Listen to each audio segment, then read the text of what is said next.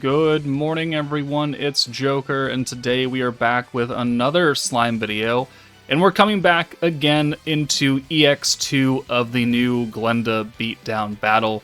In the first video, we showed off a number of blue-focused teams that were very easily able to clear this stage because he just does not have a lot of HP. And if you have any semblance of a blue stacking team, it will be very easy to do so. With only 478k HP. So today, I think we're going to take a look at some off-brand teams that you can attempt to use, or just very old teams, one of the two, that can still manage to clear this because it's fairly easy. So, I mean, we're going to skip over a lot of the other blue stacking teams. Visions of Coleus, can definitely do it. The Konosuba team, if you have access to it, you could certainly use that, and it would be just fine with Megamine. But we're going to focus on probably not blue teams now, and we'll see how well they do in a stage that's not really geared for them. Alright, first up is going to be the Overlord team, which is a team that gets extra damage against light enemies because of Rimuru. Great. We have a Dark Nuker, Ainz. However, this is a green-focused team. It's also a magic-focused team. It's also a crit-focused team. Three things that this stage does not want you to use. And we're going to do it anyways, because I'm fairly confident that it can still make it work. So we've got free-to-play Aaron to cover our oranges, because God forbid I get more than one orange on this team without her, and it's a dead run. I don't want to deal with that. Shoutir, the ult buff, the defense down. We can't really use the Despair skill, though, which is a thing. So actually, we might switch this up a bit. I might change you for Dark Milim. I'll think about it. Nabe is here for all of her orb-changing abilities. Shizu's here, weakness, strike, ult resistance down, ult swap ability. And then Ainz, magic buff, guaranteed crits. Okay, sure. Let me change this team up a little bit and make it a little more friendly. Hold on. Alright, never mind. We took Aaron out. We're bringing Exalted Champion Veldora because he's also got the green buff. Milim, we've swapped for, Shoutir. She's got Orb Change, Alt Buff, Dark Attack, or Dark Allies Attack buff for Ainz, so that'll help, and, one less Despair skill. And since we can't use the Protection Gauge Despair skill from Ainz, this is the next best thing as Veldora. So this, in theory, should work, and we'll still have way too much power. Alright, so turn one, we, are just going to send the 4 blues, because we can't really orb change out of it, and it's not a big deal. Plus, it does get us a free Rimuru protector right there, which is going to be important, because he's going to help us start stacking points. Because even though we don't have, Isis or anyone here, we do have Veldora, but we do need to be able to use Veldora, and we only have, so many points right here. So we're going to orb change into a full hand of greens, we'll use Rimuru, reset those 2 orb changes, and then we'll get an extra, 100% skill point, which will offset, I think, the 80% debuff. So we don't get, a butt ton of points, but it'll help us at least be able to use a number of skills in the following turn. So 109, we've got a workable hand here. So we can do all the orb changes, and we can use the Veldora buff now. And that's going to be pretty impactful. So boom, boom, boom. We have 34 left over. Let's bring Veldora up front. We'll use his 70% green buff, which will, again, help offset that gauge decrease that's going on from Benimaru. And then we'll bring Shizu in. Ideally, you just double single target ult. Honestly, with this team, you don't need 2 single target ults. You just need 1 EX ult. Or you just need 2 normal ults. I mean, there are ways to get around it.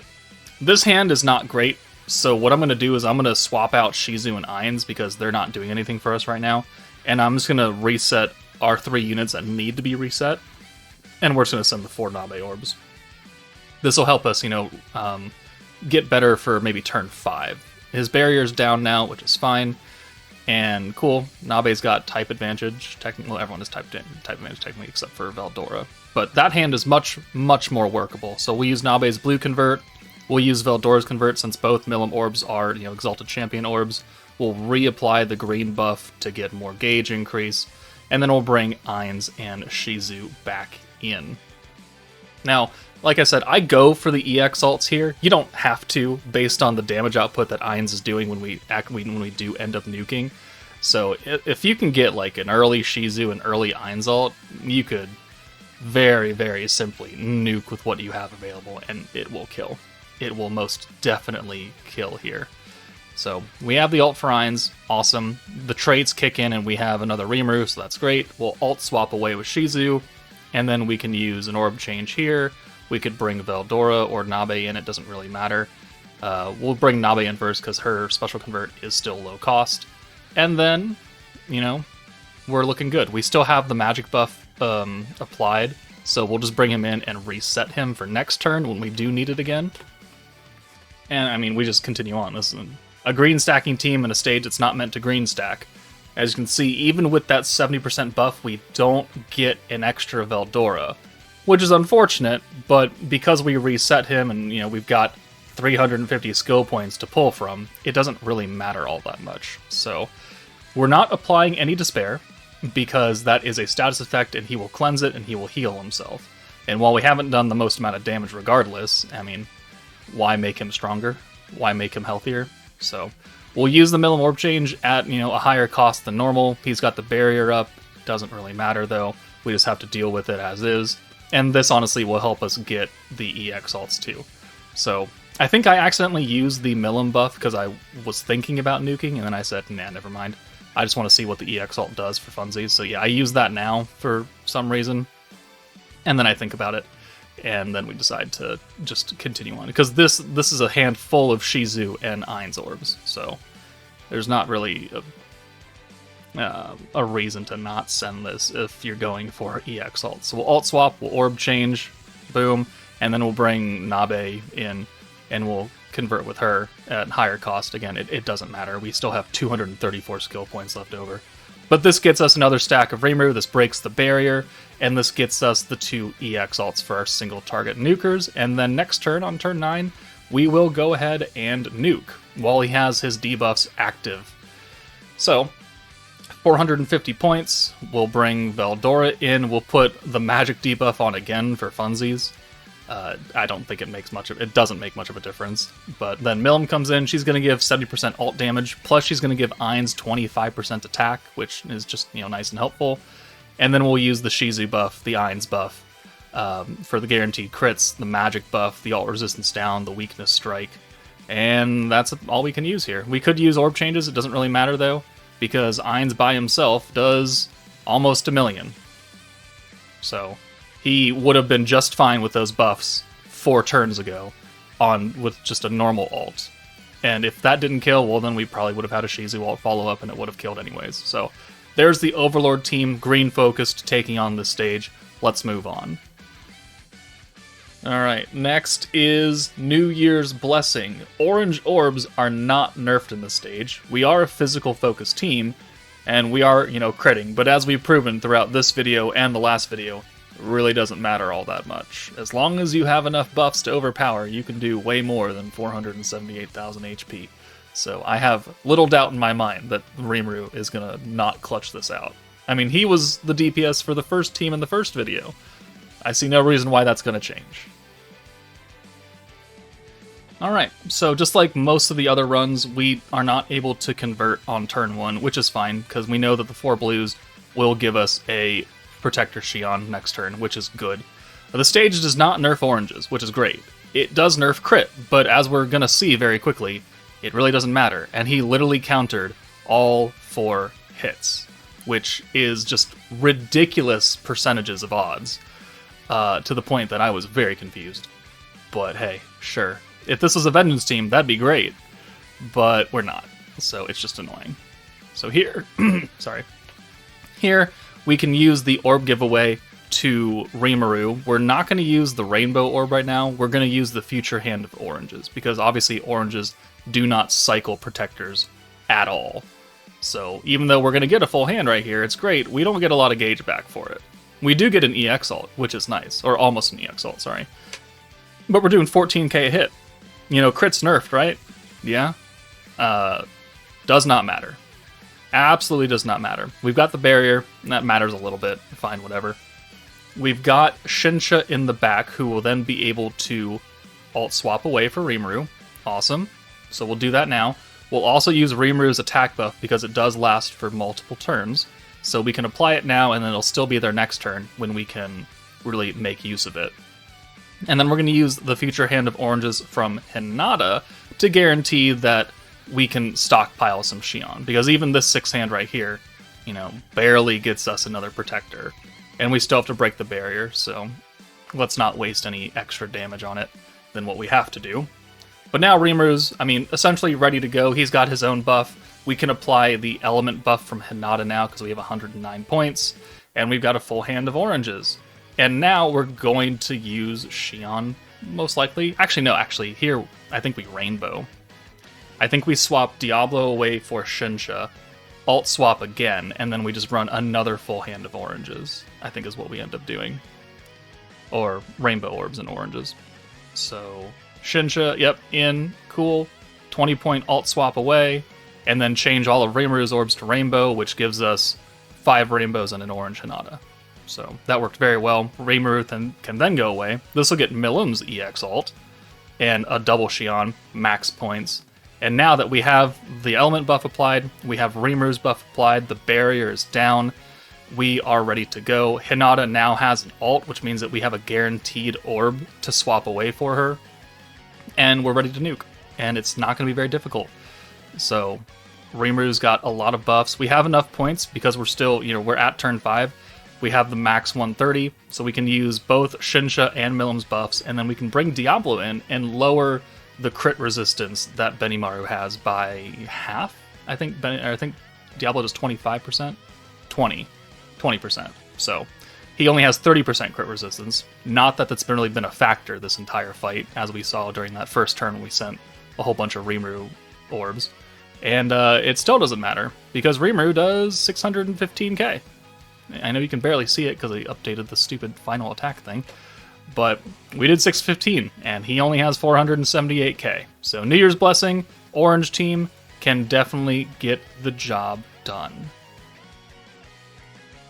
Alright, we're doing something actually crazy here. We're doing 2 clips in one, because we are doing glue-eating vengeance strategies here, but we're doing them in 2 different ways. So up here in the top half, we have a blue-focused Vengeance team. We're running Vengeance Velzard, we've got a whole bunch of blue orb changers, we've got free-to-play Yome, and we are going to stun with Guy. Because Benimaru, if you apply some kind of status on him, he immediately cleanses it and heals himself. Unless he is stunned. So, 1 Vengeance unit and 1 stunner is necessary for these. It doesn't have to be Yome. It can be Raphael or Shuna or Veldora. It doesn't matter, as long as someone's doing Vengeance. Guy is also necessary for the stun. But then we're running, free-to-play Water Rimuru, free-to-play Geld. That takes care of those 2 missions right there, that mission right there, for 2 free-to-play units. We've got Visions of Coleus Rimuru. Why him? Well, because he's got the self-convert, and he has the Unity skill to get us out of any really, really bad hands, which we do use. Now, on the bottom half, as if you're not already sick at looking at this, it's a traditional stacking team with the Vengeance team. Well, with Vengeance Yome. So we are going to still stun and put Vengeance on. But now, because Rimuru is giving us extra skill points every single green orb, it makes it a lot easier to stockpile points. And if we're not able to use Rimuru to reset the stun and the vengeance every single friggin' turn, we can at least have a lot of extra skill points to pull from, and it makes it a little bit easier. So we're going to start these both up, and we're going to try and double narrate without, making me physically sick. So, turn 1 for the green team, we're just going to send blues. And turn 1 for the blue team, it's going to be... Actually, hold on. I got to figure out where they are. Okay, well, I found where we started. Okay, so blue team, you're converting with Water Rimuru into 6 blues. That's to get a lot of Vengeance Velzard. The bottom team, we are just running the 4 blues, and we're going to have to wait a little bit on this. So 6 blues up top, counterattacks, that's fine. The bottom green focus team, we do have to wait a little bit because we do need to build up enough points to reliably stun and Vengeance and, full convert. So we're going to have to wait a couple turns before we start applying everything. But we do want to use Rimuru now because I want these green orbs to get us extra skill points. The blue team, we're looking kind of funky up there. We're also going to have to skip a turn, essentially.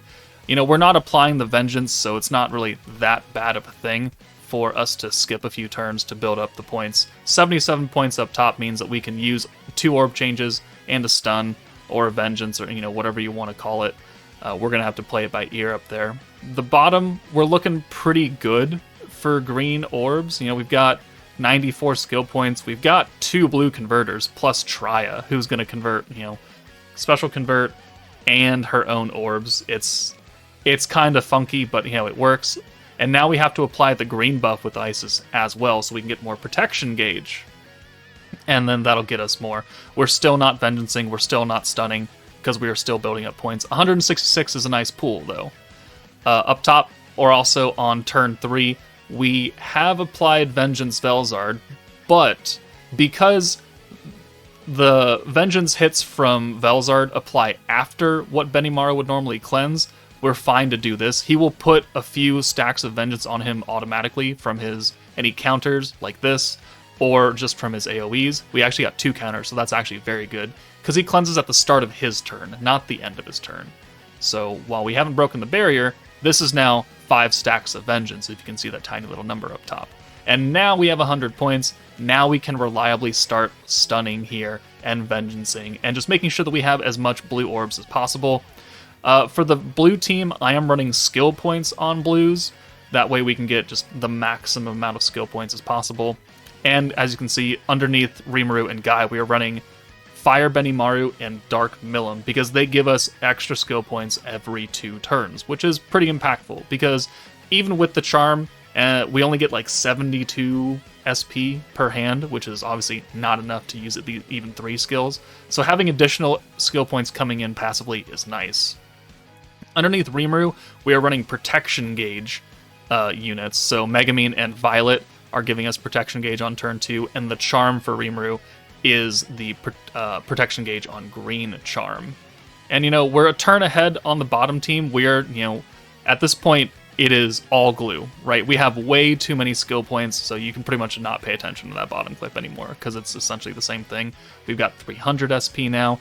Even if we don't have a reset with Rimuru, we have so many skill points to pull from that it's okay to use a higher cost stun or a higher cost vengeance, or even both. And it's only going to go higher and higher as long as we continue to get green orbs. The blue team is a little bit more funky, but also a bit more viable for most players, because you either have Overlord Rimuru or you don't. You can attempt to use Vengeance Velzard on that team. I found it very difficult, though, trying to manage 2 guaranteed skills and 2 orb changes, and alongside the green buff from Isis, but it's certainly a thing. You could use old Dark Veldora as well, and that could certainly work, but you're not getting a lot of skill points back, because, you're only running off of the Isis green buff, and, I think greens are nerfed for like 11 turns or something, so you're just not going to get a lot of skill points. So that's why I switched over to Overlord Rimuru for that. But, the bottom clip, it's a gimme at this point. The top clip is where we really have to think. So we've got 11 stacks of Vengeance right now on turn 6.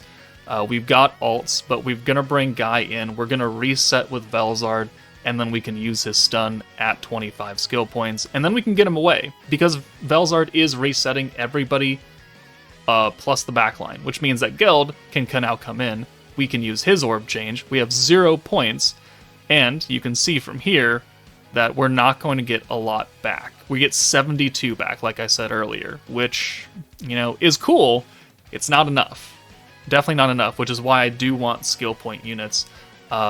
Unfortunately, this is turn 7, so no one's coming in. But, hey, it is what it is. He's still stunned. This turn is not super great, unfortunately. So I think we're just going to have to burn out these 2 ults. Now, Velzard, isn't doing much for a blue team, right? It's cool that we get to cycle her very quickly. But even these nerfed greens, they will give us a lot of skill points. So even though we're going to do this, I mean, we're gonna max point right here. So what I end up doing is I end up bringing Yom in as well, and we put some vengeance on him, which may or may not have been the best choice, because actually we don't get max points now off these 5 orbs. We get very, very close, but you know, it's not 100, which is unfortunate. It's 95. But going into turn 8, when we have both Rimuru and Guy up front, it means that their support units, Milim and Benimaru, will kick in, and that will give us the magic 100.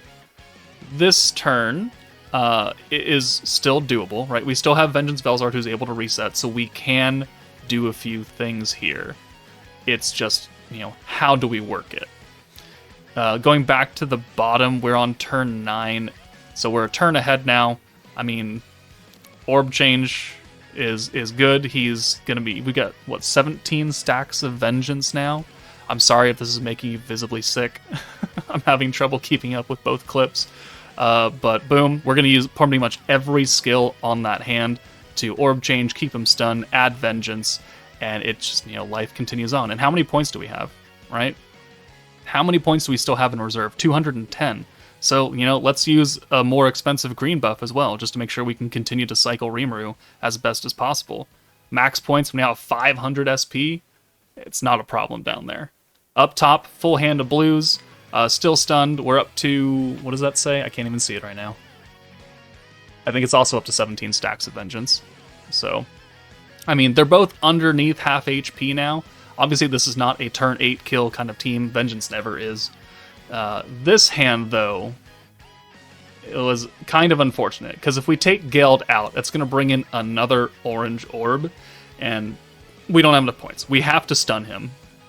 Otherwise, he's going to cleanse. And the stun is also, you know, even when we use Vengeance Velzard, we only have 72 points, which is really unfortunate, because if we had 75, it would have been fine, and we could have used both the Rimuru's orb changes, and we would have been, you know, hunky-dory.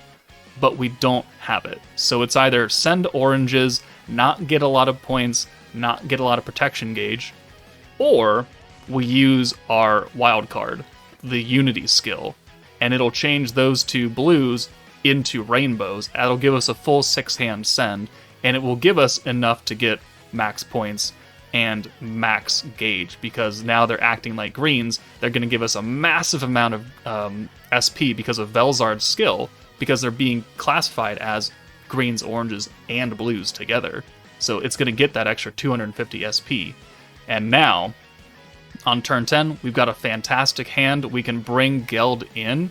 We're also going to have to stun again with Guy after we use Velzard to reset that. And there you go.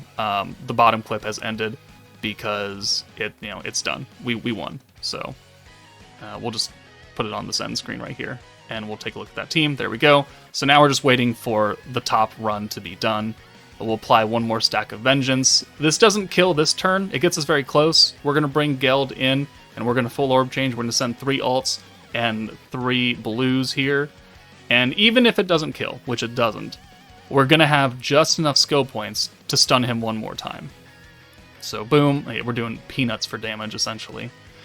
But here we go. 7,500 from type advantage, quote-unquote, Rimuru, even though he's magic. And because he's stunned, the Vengeance will come in and do like 68k or something like that. 73k, which means that he's dead next turn. And we have 61 points, we have 45 stun, so let's just stun him and move on with our day. We'll send these 4 oranges, and he will die from the Vengeance. We don't need to do anything else here. So there we go. There is 2 different teams focused on using the stun Vengeance strategy, and there's the kill. So this was a lot to narrate. I've never done this kind of split video before. But yeah, there you go. There's 2 Vengeance glue eating strats for you. If you want to use one or the other, be my guest. But let's move on.